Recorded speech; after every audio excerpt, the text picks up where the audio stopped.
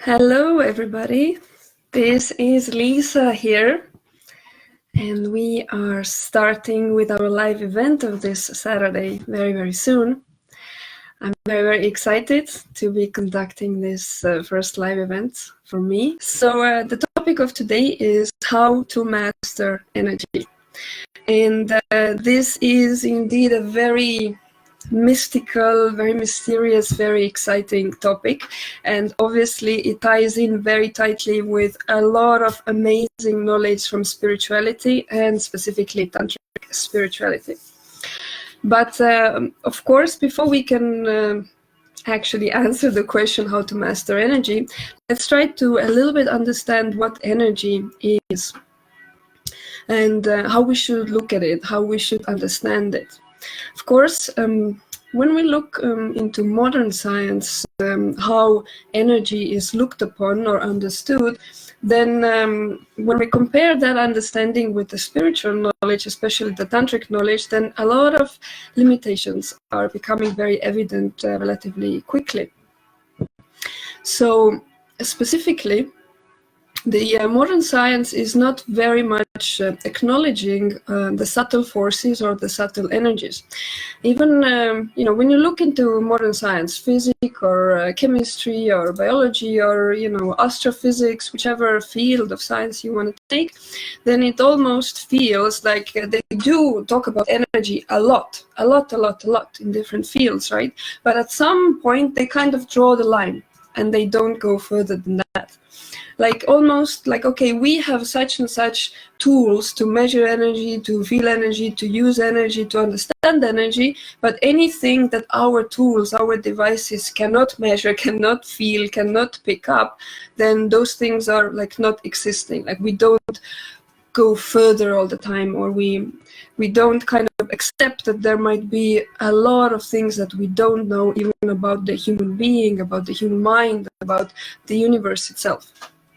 Of course, there are many exceptions as well. In modern day, luckily, there is a lot of open-minded scientists out there, but still the mainstream science seems to be very kind of a tunnel vision, so to speak, and kind of to have really a breakthrough with something which is really different, it takes a long time. It can take many decades. So, of course, when we look at from a spiritual perspective on the topic of energy, then this is a very different approach. According to spirituality, actually, I would say that authentic spirituality, and specifically tantric spirituality, is science. It is science. For the purpose of this live event, I actually looked up specifically what is the definition of the word science, and I'd like to read it to you, because it really connects very well with the rest of the topics that we're going to discuss. So the definition of science, listen to this. Science is the intellectual and practical activity encompassing the systematic study of the structure and behavior of the physical and natural world through observation and experiment. Now, a lot of fancy words, but if we break it down into different pieces, then every single element of this definition actually connects with Tantra in a perfect way. So let's look more into it. So in modern science, as I said earlier, whatever devices are used to work with energy, to measure energy, to kind of learn about energy, those devices are built from different, materials, metal or, glass tubes, or chemical elements are used, or whichever different devices. However, when we look at the spiritual approach to energy, then there are also devices used for feeling energy, for becoming knowledgeable of energy, for learning about it, understanding its laws and mechanics and so on. But the device that you use for that in spiritual science is not made of metal, is not a glass testing tube or something like that. It is the human being. We have some flickering lights here a little bit. So this is the disco feeling. I don't know if it comes through or not. So anyway, in spirituality, the laboratory for energy is the human being, is your mind, your body, your physical existence, your spirit, and all of these elements which make up who you are. And this is perhaps, in my view at least, the main difference between modern science and spiritual sciences, where the testing is happening, like where the laboratory is located, so to speak. So now if we go more into Tantra itself, then whenever we talk about energy of any kind, or specifically controlling energy or being aware, like mastering energy, then automatically we are talking about Tantra. Automatically it connects to Tantric teachings. There is no way around it. In fact, many of you, if you attended in our courses, you know that one of the ways how Tantra can be defined is that Tantra is a science of energy, or specifically a spiritual science of energy, using different types of energies out there in the universe for spiritual results, for results within myself, like mental results, maybe even emotional results, healing results, but ultimately all of those things are kind of like stepping stones how to eventually reach to spiritual results, such as reaching enlightenment, reaching nirvana, reaching self-realization, and so on. So when we kind of compare this Tantric approach to modern science, then Tantra is always coming from a point of view which is extremely practical, extremely kind of like down to earth, and extremely systematic. Tantric teachings are really kind of guidelines of step by step how one can become a kind of a king of your universe, or a king of your existence. Like you are coming to the point where you can control everything that is happening in your life and in your being. Now, Tantra is calling, or is having like a one name for all of these different energies out there, and this is Shakti, of course. Shakti means energy, means the goddess, means the feminine principle as well, but it's not related to Shakti meaning a woman, the physical woman. It has much deeper meanings than that. So Tantra is using Shakti to reach beyond Shakti, to reach beyond the manifestation, to the Shiva, so to speak, the consciousness, the void, different names again for the same things. Now, if we look at then more closely how to master energy, what is needed for that, and then the most important principle according to the Tantric teaching is your mind. Your mind, which consists of your ability to concentrate and your ability to focus and your ability to expand your mind, which is the state of meditation. Mind is the main and most important tool for guiding energy, for controlling energy, and there is no way around it. Everything else is a supporting mechanism. Like, for example, a lot of you perhaps have seen these famous energy videos on YouTube that we have, where Soma is doing energy movement on a couple of female students, and I'm doing one on a male student, and so on. And there is energy moving, and they are having certain orgasmic effects and pleasurable effects, and things are happening.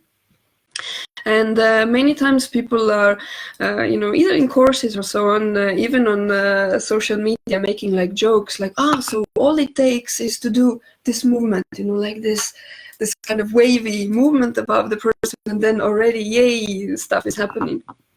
Well, anything physical which is done in those videos that we do, this is a supportive kind of a mechanism. The actual control over the energy is coming from the mind and from the concentration.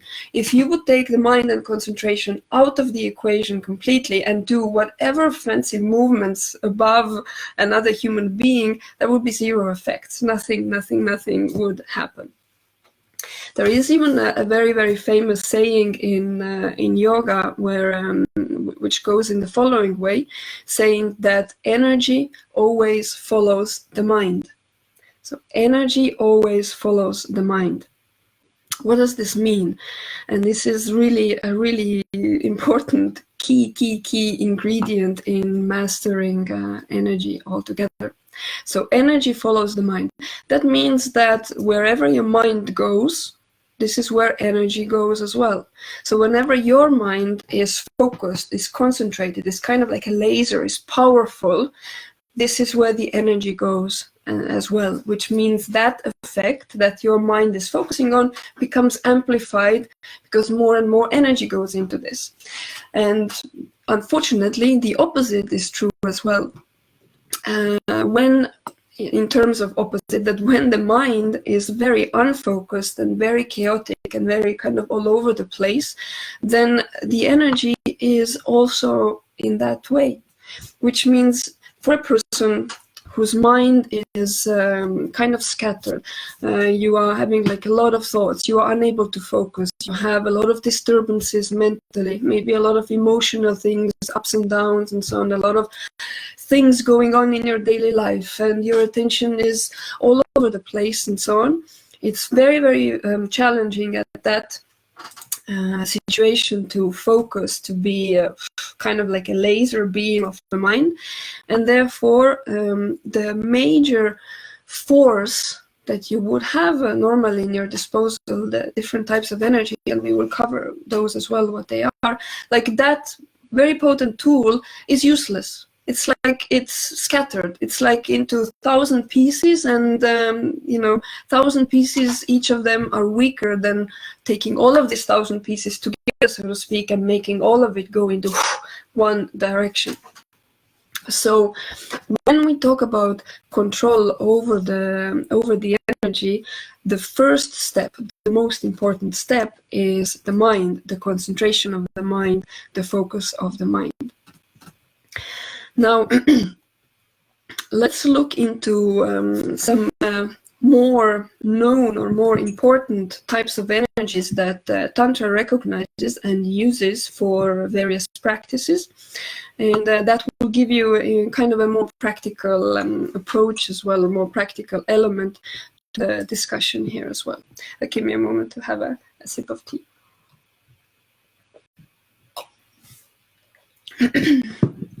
So, I will be presenting these different types of energies in a way where we are starting from a perhaps more gross, more unrefined types of energies, and then going into more subtle, more refined, more spiritual types of energies. Before I go into it, there are tantric techniques for working with each and every type of these energies, by the way. And in our school, in our curriculum as well, we are utilizing all of those different techniques and that different knowledge in different courses.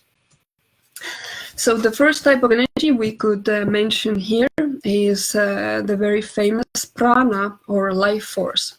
Now, this type of energy, it is an energy which is inside every living and even not living object out there. Every human being has a prana. We in Tantra Yoga we talk about a prana maya kosha, which is the pranic body. Prana maya kosha, the body made of prana, is the Sanskrit name, and every human being has that. By the way, prana and the pranic body is one of the most easy ones to also see with the naked eye. Like, you don't need some fancy devices or things in order to see the pranic body. The easiest way would be if you have a person sitting in front of you, maybe a couple of meters away, and there's a white background, not the background I'm having today, but a more white background, and you are looking at that person. You're kind of defocusing your eyes slightly. You're still looking at them, but not precisely in a specific part of the body, and then you will start seeing a certain, like a couple of centimeter thick halo or kind of grayish bluish hue around that person. And this is actually the pranic body that every single individual on the planet has. If you can't see it on somebody, it doesn't mean that they don't have it. They always have it, because it has to come together. Without the pranic body, which is the life force body, there is no life as well. There is prana also in the air, in the water, in different, like everywhere around us in our environment. One of the easiest ways how to feel pranic energy moving in your body, for example, is in Tantra Massage practice. In Tantra Massage, we use prana kosha and the pranic energy a lot, and usually the sensation of when this energy starts moving in the body, it comes with certain subtle like vibrations or maybe some tickling sensation or tingling sensation, or kind of like, you know, even by the way, the phenomena when you've been, let's say, sitting in a kneeling position for a long time, 20 minutes or something, and then you start moving your legs again, and first you feel like your legs are dead a little bit, and then you move and you need to take it easy, and you start feeling this needly kind of sensation all over your legs. This is actually you feeling your pranic energy, your pranamaya kosha, your pranic body. So this is the physical sensation of how prana feels in your body. So in Tantra Massage, we work with prana a lot. The advantages with working with prana is that once prana is made to flow in the natural way in the body, it brings with it naturally a lot of healing. It brings a lot of physical healing, and it brings a lot of also emotional healing. According to the yogic understanding, like when prana is very stuck in our being due to various things, impurities, stress, lifestyle, negative influences and things like that, then prana is not anymore flowing, it's kind of stagnant, and that automatically over course of time translates into physical issues or illnesses and challenges like that. So anyway, prana is one of the energies, which is, as I said, relatively easy to see if you have a person in front of you with a white background. And this is something which is relatively easy also to feel and to sense in your body, especially when you practice Tantra Massage. Prana is known also, of course, in many other traditions. Chi is another name for prana, or like Qigong, which is a form of martial arts, or Ki, Aikido from Japan, I believe. So these are different names for the same energy. Unfortunately, in physics, in modern physics, there are some scientists who use some good words for prana as well, but if you know any, let me know. But it's not kind of a mainstream recognized thing. Oh yes, there is this energy, this life force, which is flowing and this and that. Well, tantrics know exactly what it is and how it is flowing, and how to understand and use it to your benefit. So moving on, a next very big and potent type of energy is the sexual energy, of course. And Tantra is very much using the sexual energy. Many of you who you have been to our different courses, or a spiritual Tantra Sexuality course, for example, or Tantra Massage course as well, this is where we talk about sexual energy in depth. What are the laws that govern it? How to develop your mind. Again, keep in mind that the mind is the most important tool for guiding energy, for controlling energy. So in Tantra, in the sexual teachings of Tantra, what are those about? Those are about not just having some, fancy, kinky intimacy or sexuality or something. Oh, let's do something new today. Let's try some Tantra. No, this is not the point. The point is, okay, sexual energy is extremely potent, extremely powerful, extremely amazing force. So what else can we do with it? Well, there's plenty you can do with it. There's a lot that you can do with it if you learn how to control it.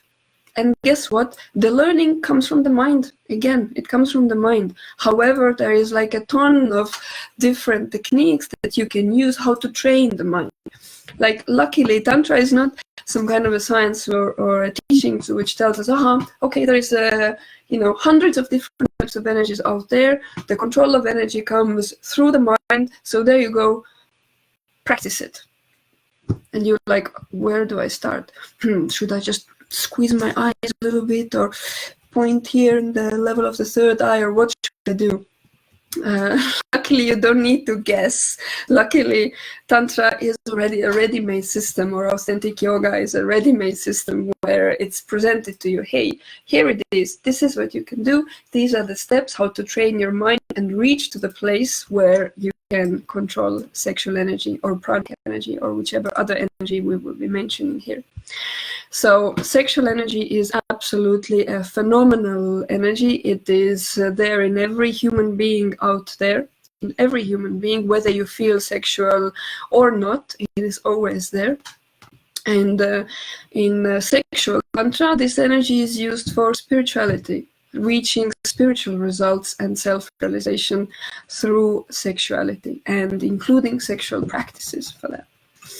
So sexual energy can be used in sexual tantra, and sexual energy can be used also in non-sexual tantra. Sexual energy can be used in specific meditations where you are not doing anything sexual with your physical body, or not even with your mind, yet you are using that energy powerfully. So moving on, the next step, we are going into more and more like subtle types of energy here, right? So next, number 3, we are talking about types of energy which are more connected to what we call the lower mind, and specifically also emotions. And here, Soma did a few weeks ago a whole live event, a live lecture about emotions and how to utilize the energy from emotions. We also have in our blog an article that I wrote about how to control emotions with yoga and what you can do for that. So you can check this up. The live event with Soma is up on the same group. If you go to the video section there, you will see it. So just briefly then, emotions are extremely potent, and emotions are stemming from energy as well. There is an underlying energy behind the emotion of anger, behind the emotion of jealousy, behind the emotion of happiness, enthusiasm, and so on and so forth. You can name any kind of emotion. And those, because they are, again, powerful, it's like, from Tantric perspective, any type of energy, it's like, it's like my asset, it's a source of power, it's like, my gold mine, so to speak. I don't want to waste it. I don't want to be disrespectful towards this energy, this power that I have. Instead, I want to utilize it for whichever things I need in my life. Maybe not even for spirituality. Maybe you are not the kind of person who is thinking like, I want to be really good, I want to be the next Buddha or something like that. Maybe this is not so much your forte at this point. Maybe you are interested in improving your daily life, improving your relationship, improving your business, improving your concentration of the mind, because you need it for your studies or for your science or for creating your next book or a novel or a piece of music or a piece of art or whatever it is. The energies can be used for that. The sexual energy can be used for that. The emotional energy can be used for that as well. And there are different techniques and methods how to do that. Then moving on, next type of energy, which is also extremely potent and powerful and very, very, very spiritual, is Kundalini, of course, the Kundalini energy. And there is also a specific live lecture by Soma on this topic, which you can find only in this group as well, the video section. So I won't be stopping too much on this. So Kundalini is the very, very spiritual, potent energy, which again every human being has, and which is said to be in kind of like a sleeping state in our being. And in order to awaken this, one needs to make some effort. And guess what? It comes again from the mind, the ability to control Kundalini. Now, Kundalini Yoga is the actual teaching and practice of how to control Kundalini energy. And if you go to our new curriculum overview on our website as well, the Yogic Path, then over there under the Tantra Yoga module, you can see the Kundalini program is starting at certain level as well. You will need to follow through the curriculum and other levels before you can get to Kundalini. Keep in mind that here I'm presenting the different types of energy kind of in the order of from more gross towards the more subtle, right? So guess what? Normally the more gross type of energies are more connected to the physical body as well, and therefore they are more easy for a human being to feel and to perceive and to learn to control them. And higher types of energy, such as Kundalini and others, are more challenging. So for a beginner, if you want to start looking into how to control energy, master energy, for a beginner to start from, oh, I heard about Kundalini, I want to start with that, or I heard about some higher mental energies, I want to start with that. Yes, you could, but most likely you will be facing a lot of challenges, a lot of obstacles. And it might be much more difficult for you to just jump, like it's a little bit like you jumping to the university level without having done the kindergarten and the primary school and the secondary school and the high school, you know. So it's definitely advisable from when we think of tantric teachings to start going gradually. You learn a lot. Your ability to concentrate improves, your ability to understand, okay, so there are different laws which govern the energy and so on and so on. Everything improves. Your focus improves, your mental abilities improve, and then you are ready to be graduated, so to speak, from high school and go to the university next. So this is why also the structure of our curriculum in our school is built the way it is built, starting from the more lower levels, going higher, higher, higher. So the fifth and the last kind of category of energies are the mental energies, the higher mental energies. And these are types of energies which are very difficult to describe in words. And they don't have so much like physical, you know, connectedness, so to speak, to our physical body or to our, you know, physical existence. These are types of energies which are really connected to the higher chakras, first of all, and types of energies which can be connected with and used with when you do already higher spiritual practices. For example, Kashmir Shaivism is dealing with such energies. Kashmir Shaivism is one of the highest teachings in Tantra, and which is also part of our curriculum. We do offer it, and anybody who is interested in learning that aspect, that element, and utilizing this in your daily life, it is available. So these are the more higher types of energies, very subtle, very mostly unknown, even to spiritual practitioners out there. One needs to be at a high master level in their spirituality to be having an overview or an access to such energies. So these were the 5 different types of energies. Largely, there is of course many others in between as well, but these are the kind of main categories that Tantra is working with. Remember, Tantra being the spiritual science of energy, Tantra definitely wanted to look into every part of the creation of the universe, of the Shakti, and see what can be used, how can we use it, what can we do with it for healing, for emotional stability, for mental well-being, and for spiritual gains eventually. Now, if we come now to the final part of this presentation, how do you master energy? Then the answer to this question, I've already covered it in this lecture. So how to master the energy? Well, there are 3 steps. 3 steps. You may want to write this down. It is important. First step is developing the mind.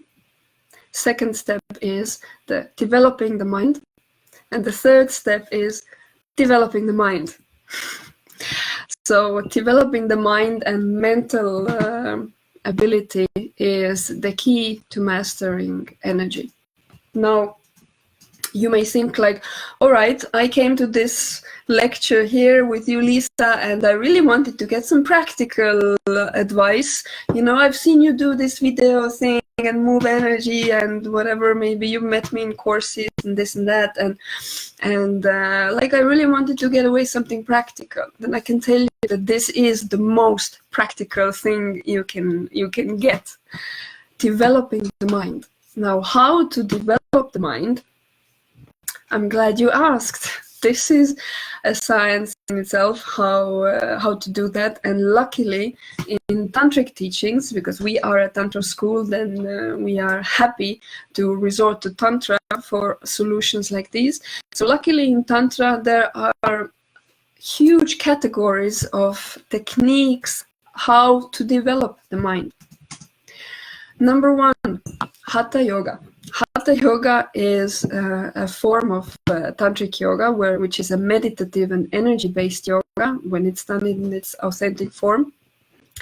And whenever a person is doing Hatha Yoga, which is consisting mostly by doing asanas, which is body positions, with concentration of the mind, not with rushing, not with, dynamic flow of this and that. No, staying in a position for a long duration of the time and trying to keep your mind steady on one point as you are physically in a specific position. Now, this may sound as simple or, what's so special about that? Well, try doing a Cobra Pose, which is Bhujangasana, lying down on your front on the yoga mat, on the floor, and then just pressing the chest up, like leaning your chest on your hands like that. Try doing that position for even 2 minutes non-stop while your mind is concentrated without any fluctuation at the middle of the chest, where the heart chakra is located. If you can do that for 2 minutes, even 1 minute, without your mind wandering anywhere, then you are way above the average human being's ability of concentration. You may want to do a test like this, put a timer next to you and see. So Hatha Yoga is a tool for developing the mind, actually. It's not for developing the physical body. It uses the physical body, but in order to train the mind. And of course, it does carry with it a lot of amazing physical benefits, a lot of healing and purification, which Hatha Yoga can bring. However, never forget that the ultimate point of Hatha Yoga is the training of the mind, not training of the physical body, not becoming more flexible, not any of those things. Those are like beautiful collaterals of the practice. A recommendation that Soma often says is that to do Hatha Yoga half an hour a day would be a really good practice to start with. So half an hour a day in the morning, for example, before you go to work, before you go to school, that would be excellent. Next thing, how to develop your mind practically, are different meditation techniques. And here I need to kind of specify again, because there are meditation techniques and meditation techniques out there. When I talk about meditation techniques, I'm talking about the ones which are coming from authentic lineages, which are coming from yogis who have indeed reached higher states of consciousness. And when you look at such meditation techniques, then one thing is always common in all of them. The physical body is kept, or the spine is kept vertical, so in a sitting position, and the physical body is not moving.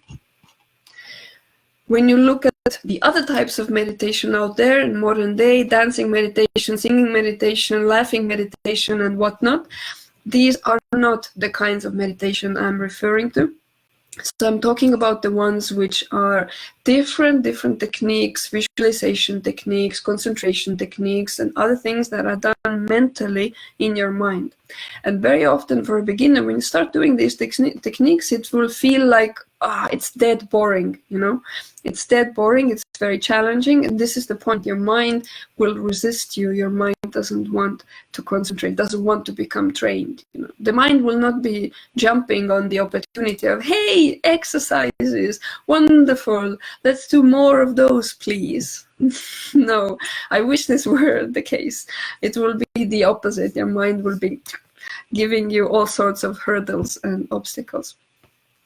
So there's a lot more that can be done for learning how to control energy and to master energy.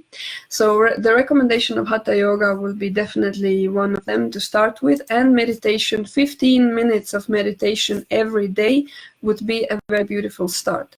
If you have not learned any or studied any meditation technique with us, or maybe not at all, then the easy way to start with, for example, are guided meditations that Soma has recorded. We have them on our website as well. If you go under Get Inspired, and there is Meditate Now menu, over there you have a few of guided meditations, and this can be your starting point.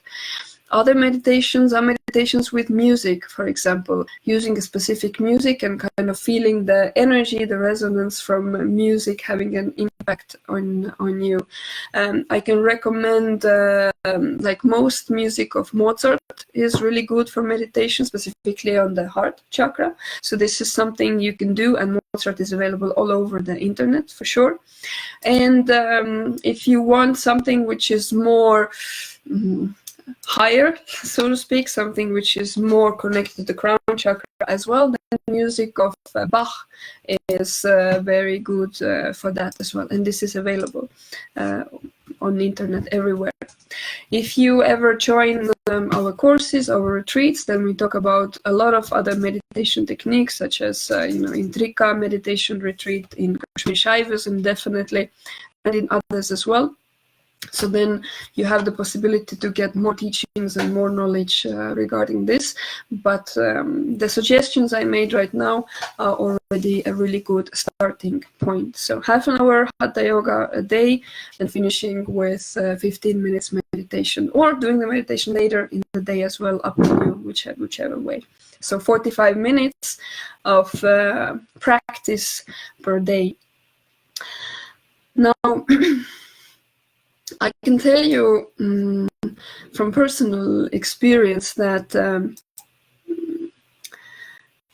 being able to feel energy and to use energy and to control energy is extremely, extremely amazing. I spent many years in universities studying public administration and management, and reading all sorts of crap, I don't know, articles and things I never am going to use in my life, and spent years on things like that. Of course, it gave me some positive value for sure overall. However, if I would have spent my time more on learning about energy and how to use that, it would have been time spent in such a more valuable way than reading some articles about public administration and this and that. Yeah, I've looked back at that many times and thought of, I wish I would have had this knowledge earlier, and not just in 2009 when I started my spiritual and tantric path with Somananda. Anyway, I think it's time for questions. Let's see. There's a few of them coming in here. I have them here. So I have them here on my device, so I will read them out loud and then do my best to answer. Janelle is asking, does the practitioner get any benefit from giving a session, or does only the person receiving a session gets the benefit? I'm assuming you are referring to Tantra Massage session. If you're referring to something else, then I'll ask you to specify your question, but I'm assuming it's Tantra Massage. So the question is, does the practitioner get a benefit from giving the session of Tantra massage, or only the person who is receiving Tantra massage gets the benefit? So the answer is definitely the person who is giving gets a benefit as well. Firstly, what is happening between the giver and receiver of Tantra massage? There is, of course, an energetic exchange. Now, the person who is giving massage automatically needs to be in a more yang position. Yang means, energetically speaking, means being the one who is more in control, in charge, and more emissive. And just by the fact that you are the one who is giving a massage session versus the one receiving, you are training your mind and your concentration. At least if you have done the Tantra massage trainings with us, this is what we emphasize a lot. When a person is giving massage, it is not about you going also into this flow and feeling every sensation that the receiver is feeling. That is not supposed to happen. What is supposed to happen is that you are able to control everything inside yourself and in the receiver as well. So the right way, the beneficial way to give Tantra massage is where the giver is in an emissive position and controls the energy inside yourself, subliming it, meaning pulling it from the lower parts to the higher parts, and the same phenomena starts happening in the receiver as well. So this is definitely a very positive effect on the one who gives massage. In other terms, because there is an energetic exchange between the giver and the receiver, if the giver is not yet as accomplished, not yet as experienced, then of course there is a certain danger of picking up unwanted influences, so to speak, from the person receiving the massage. Every human being has certain impurities because of our lifestyle. Some have more, some have less. And if you, as a massage giver, are not able to cultivate this yang energy, this being in control energy, you can pick up those impurities from the receiver as well. And you don't want to do that. It's not advisable. It's not good. So for that, Tantra massage should be practiced in a very conscious way, in a very clear way. By the way, next Saturday, I will be doing a live event on Tantra massage specifically. So join that one as well, and we'll be going into more details as to what it entails and what needs to be, considered when doing that. All right. The next question here is from Lemuel. These same effects can be achieved without using hands. What support do the hand movement give? Okay, so this is also related to Tantra massage. So he is asking that, referring to the energy videos, and I kind of answered this as well, that the hand movement which is done is kind of like a support or a tool for the mind of the person doing the massage session, and also the mind of the person who is receiving it. Because our physical body is closely connected to our energetic bodies as well. So whatever we do physically can have kind of like an avalanche effect, we can say, or kind of a avalanche effect on the energy body as well. So when we are physically kind of visualizing here or doing the movement of with the hands of the energy going upwards from the lower parts of the body upwards, from the lower parts upwards, and so on, you are kind of so to speak, like tricking the mind into believing and affirming that, oh yes, indeed, this is what we are doing. The energy goes from the lower parts to the higher parts. So it's kind of like almost like tricking the mind, so to speak, of concentrating on the energy flow upwards. As I mentioned earlier, that even if you wouldn't concentrate, like if you wouldn't concentrate at all mentally and just would do the movement with the hands, it would be empty movements, nothing would be happening. But the second the concentration is there, which we talk about a lot in the Tantra massage courses as well, stuff starts happening. And people who have never even tested or tried anything, this hocus pocus magic kind of way, all of a sudden effects are coming. How is it possible? Well, it's the connection between the physical body and the mind that we are cultivating when we do Tantra massage practice. Thomas is asking, can you explain the difference between the mind and human physical functions of the brain in relation to mastering energy? Is there a difference? So, can you explain the difference between the mind and human physical functioning of the brain? Well, from a spiritual perspective, from a tantric perspective, the mind is not the brain. Yes, the physical brain and all the processes and that are taking place in the brain itself, they are having their function, but they are governed again by the energy. And energy is governed by the mind. So the mind, according to spirituality, again, even in every language, the word mind can be translated in different ways. The way we say the mind, as I'm talking, I am saying the mind, but what I mean is actually consciousness. That would be perhaps a more accurate expression here. So the consciousness and the brain are two different things completely. So according to spirituality, consciousness is this certain a very, very subtle part of our human existence, which is connected at the same time to the physical body, to the physical existence, not just the body, but to the physical world and to the unmanifested or the unphysical or the spiritual realm, or how you want to say. Like the mind, the consciousness is kind of like the bridge between the two. And the person who is training the mind and having the ability of focusing the mind will also kind of develop, like open up the tunnel between the physical world, or Shakti, as it said in Tantra, and the unmanifested, unphysical world, or Shiva. And having the ability to kind of connect the both is what we call spiritual evolution as well. So this would be my answer to that question. Moving on. Next question here, Janelle again is asking, does the spiritual level of the receiver affect the result of energy movement? So she's asking about Tantra Massage here again. So the spiritual level of the receiver, does it affect the energy movement? Yes, definitely it does.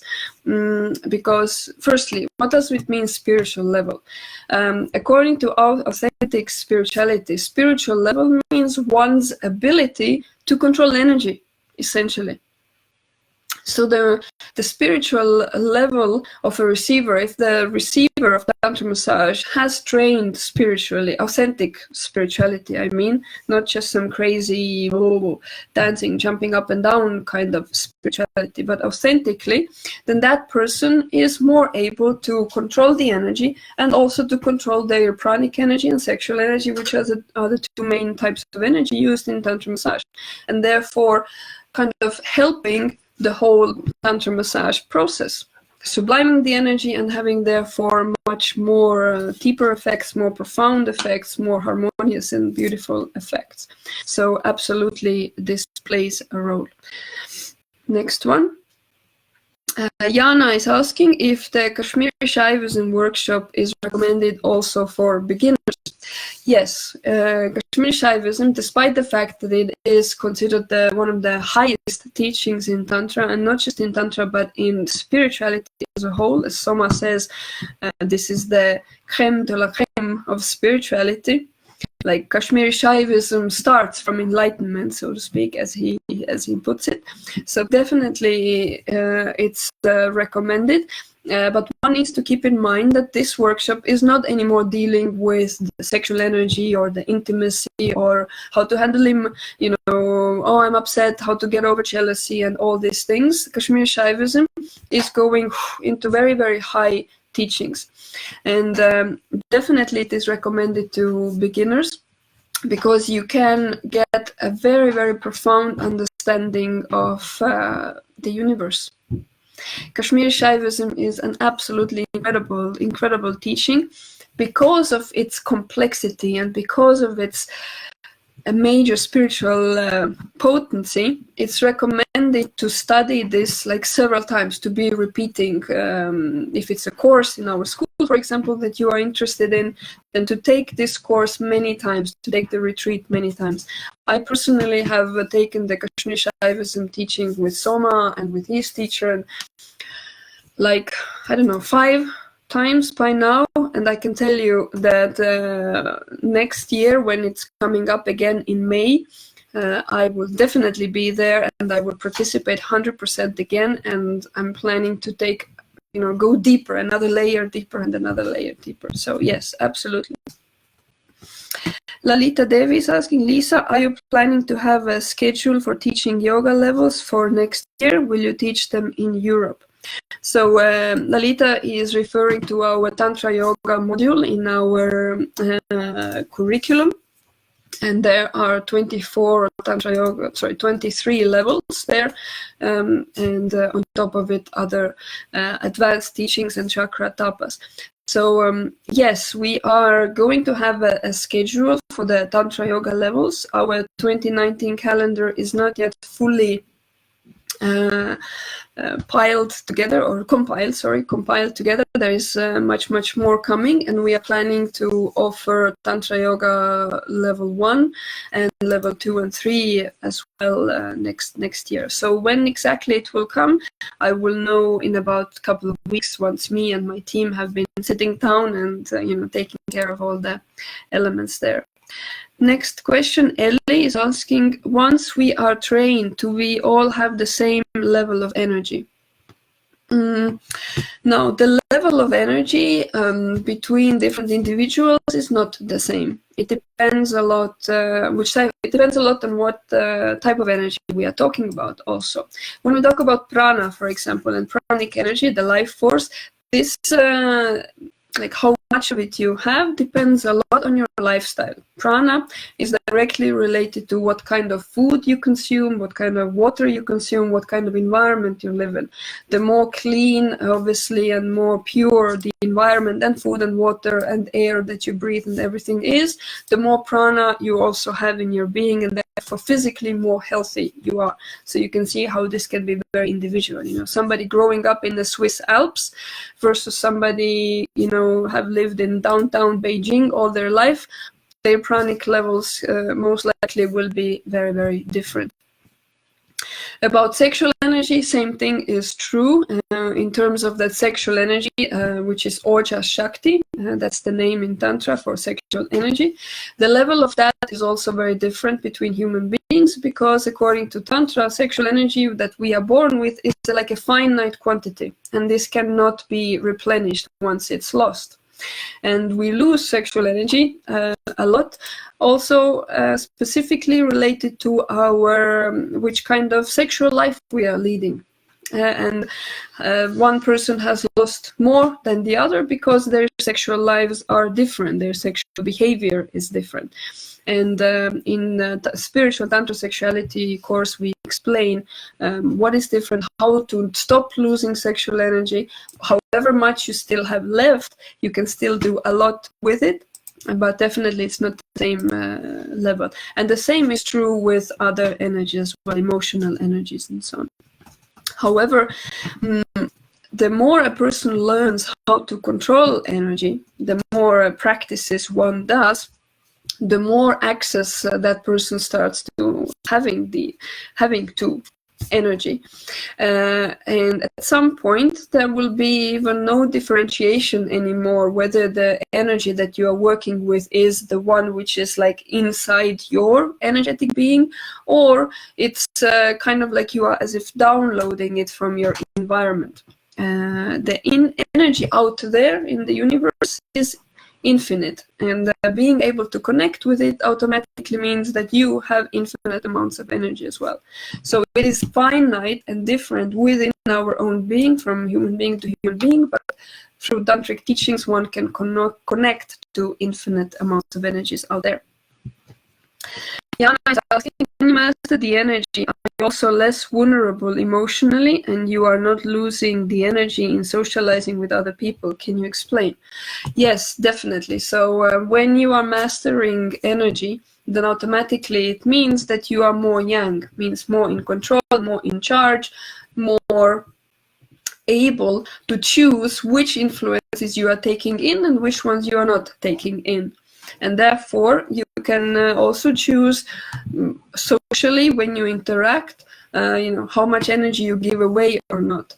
Now, it doesn't mean that when we have a beautiful dinner party or something like that, then we are all dripping energy and we are just losing it, and the gates are open, so to speak. This is not what is happening. It has more to do with the yin and yang polarity of a human being. And in modern day, as many of you know, and Soma has spoken about it quite a lot as well, we are very, very yin. Like, we are out of control and losing our vital forces and energies all the time. So the more you master the energy, the more you will be in control. I'll take one or two questions more if it's short, because we are coming close to 1 hour. Who are Somananda's greatest influences and teachers with the Tantric energy body work segment? So Soma has combined, actually I think maybe I leave this question for next week because it's related to Tantra Massage a lot. Or a quick answer, since I already read it. The Tantra Massage that we are teaching is compiled of 2 teachings. The Tantric teachings of how to master energy, which is coming from Tantric tradition, and North Indian Ayurvedic massage, which has a lot of overlapping knowledge and principles with Tantra, and they fit perfectly together. Because in Tantra itself, there is no teaching of massage techniques. However, there is a lot of teachings about mastering the energy. And therefore, these 2 traditions are combined together, which makes up the Tantra Massage teachings of Somananda Tantra School. Let me see, there's 2 more questions, if anything can be answered quick. Next one, can we just take your classes online, or do we have to be at a certain place for your workshop? We do not offer online courses at the moment. We do offer online teachings here, the live events, but not full courses. Unfortunately, there is presence of the teacher needed, like physical presence to pass on the knowledge. So at the moment, this is the only way to participate in a workshop or in a retreat. And last thing, what would be a good class or classes to start with the Somananda School? This is Salama is asking that. I would recommend you first to go on our website to the Yogic Path menu, and then you see there the different branches or modules within the Tantric system that we are offering. There is the Tantra Yoga module, there is the Tantric Sexuality module, and then there is the Metaphysical module. And just browsing through them and see what feels the most drawing for you at the moment, or most interesting, what is what you need most. I can tell you that a lot of people are starting the spiritual path and Tantric path through the sexual teachings, like through Tantra Massage or spiritual Tantra Sexuality course or Tantra relationships and courses like that. And then because we are teaching not just one segment of all the sexual teachings of Tantra, it's all woven together with all of the other Tantric principles, and people usually get inspired and kind of are open to, actually, I'd like to look into the Tantric Yoga as well. So look on that menu, and I'm sure you will get inspired. If you have any questions related to it, send us an email. My team would be happy to address. So this was the last question as well. Luckily, I managed to answer all of them. With this, I'd like to conclude this live event. We thank all of you for a very interactive session here. I was happy to see a lot of people, close to 100 people online in one go. So thank you all very much, and I hope to see you next week. Namaste.